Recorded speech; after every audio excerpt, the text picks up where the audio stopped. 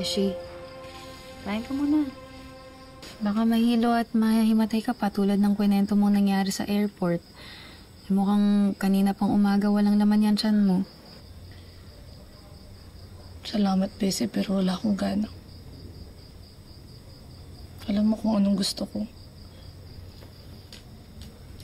Gusto kong mag-inom. Pero ayoko kasi mababadtrip na naman sa akin yung tatay kapag umuwi akong bagay. Tama yan, Kit. Tsaka, hindi naman masusolusyonan yung problema kapag ininuman mo ng alak.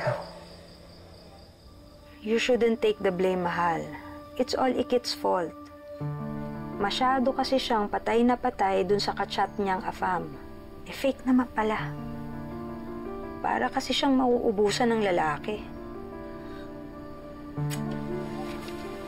Pero mahal, ganun pa man, kahit anong galit ko o sama ng loob ko sa kanya, siguro hindi ko siya dapat pinagsalitaan ng ganung kabibigat. Parang nasobrahan ata eh. Isipin mo naman yung nangyari sa kanya. Mabigat yun. First time niyang na-in-love. Tapos ganun ang ginawa sa kanya. At kaya ang malas ko kasi yung iba naman, di ba pag first love, sabi nila, dream come true. Bakit sa akin bangungot? Bakit sila napakaswerte nila? Bakit ako hindi? Gusto ko lang naman maghanap ng Prince Charming. Tapos nahanap ko Prince Kabit. Ganun. Di ba dapat bilang magulang, andun ako para damayan siya? Pero Mahal, lalo yung mamimihasa kung basta ka na lang nalalambot sa kanya. If I were you, tiisin mo muna yung anak mo para matuto siya ng lesson at hindi niya na ulitin yung ginawa niya. Palibhasa, lumaking walang nanay si Ikit, kaya kulang sa guidance.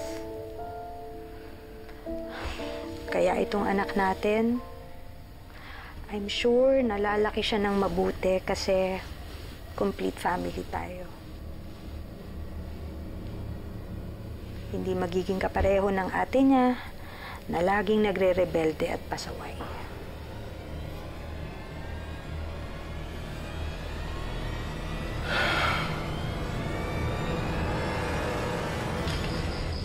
Bessie, ito may mga gamit pa akong pwede kong ibenta. Higaw ko, sing-sing, kwintas, may relo pa ako nasa bahay, mga damit. Bessie, tulungan mo naman ako. Tulungan niyo naman ako para may benta. Bessie, second hand yun, pero good naman yung condition nun. Sabi naman, Bessie, huwag nila ako baratin. Kailangan ko lang talaga. Relax ka lang, akong bahala. Please, ha? Oo. Kaloy, lapit mo naman ako doon sa kakilala mo, nagpapa 5-6, so sabihin mo, magbabayad naman ako eh.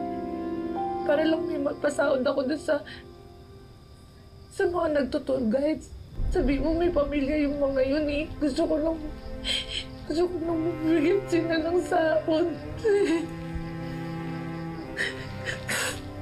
Sigurado ka ba, Ikit? Baka kasi mahirapan ka lang lalo eh. Baka mabaon ka sa utang. Okay lang ako kasi pinasok ko tong problema na to eh. Ayoko naman ibigay lahat ng problema na ginawa ko. Ayoko mo si tatay yung magsalo lahat ng problema na ginawa ko. Responsibilidad ko to eh. Tatapusin ko lang kasi, Bessie. Tatapusin ko, tutulungan niyo ako, please. Beshi, relax ka lang. Huwag ka mag-alala. Tutulungan ka namin. Kaya kami nandito. Saka, alam mo, baka may iba pang mas magandang solusyon kaysa mangutang ka dyan sa 5-6 na yan. Tsaka, sasahod na kami ni Bobby dun sa palawagan na sinalihan namin. Ipapahiram namin sa'yo. maliit lang yun pero makakatulong din yun sa'yo kahit papaano. Talaga. Hindi naman natin na mag-usap. Joke lang. Oo, Kit. Tsaka, ano pang silbi ng pagkakaibigan natin kung hindi ka namin tutulungan, hindi ba? Tama. Dito kami para sa'yo, Kit. Okay? Alam mo, sobra akong nahihiya sa inyo, pero hindi ko tatanggihan yun. Tatanawin kong utang na loob. Babawi ako sa inyo. Sobrang laking tulong nun para sa akin. Promise. Buti na lang meron akong makakaibigan na kaya niyo. Ay. Napaiyak mo, babe eh. Beshi, lang ka muna tubig. Dito kami. Salamat na Oo. Tama na yan. Dito kami para sa'yo. Mahal na mahal ka namin, Ikit eh.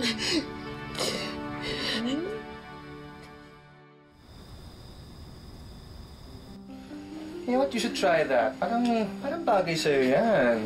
Bagay talaga. Ay, wait lang. May tumatawag. Babe ko. Hi, babe. Yeah, no. I'm still here sa Darietan. Sinamahan ko kasi si Anne. Siya actually, shop. I'll be home in a bit. Don't worry, okay? Oh, I really don't get why kailangan mo mag-commit for that